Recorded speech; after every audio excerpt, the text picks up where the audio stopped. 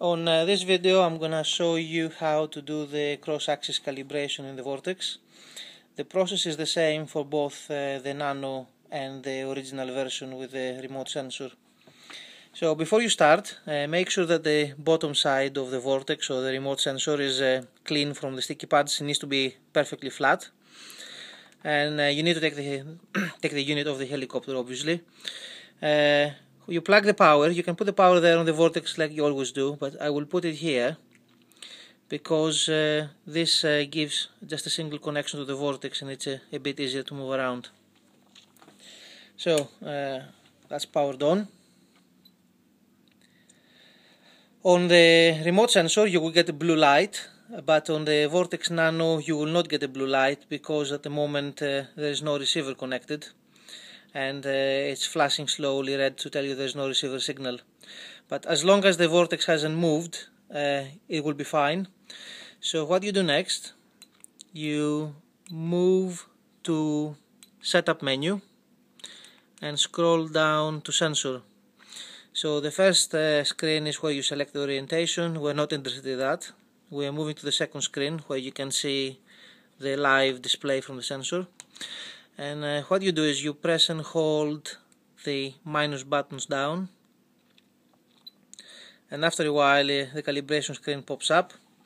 So there are some numbers here because I have already done calibration on this unit before. Normally you'll get a 0 or a 0.0001. So it says press plus and minus to calibrate. So what's important here is from the moment you press the plus and minus buttons, make sure this unit doesn't move without intention. So I'm going to hold this down and press the buttons together. So everything's set to 0, and what we're going to do is we're going to rotate this one left and right while it remains flat on the table. Don't do awfully fast or awfully slow, just normal movements. And we did it until the percentage came up all the way to 100%, and that's when the calibration completes. Now if you want to make sure that you are doing it correct, you can press the buttons again and do it again. So we had 1.7 here and 0.5 roughly, so we can repeat this.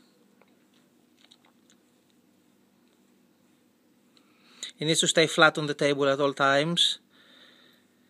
So, and the new results are very, very similar to the old ones, which means that the calibration is repeatable and it's correct. So that's all. You can power this off now and put it back on the helicopter, and everything should be ready. You don't need to do it again if you update the firmware. All needs to be done once and it will be stored in the unit forever.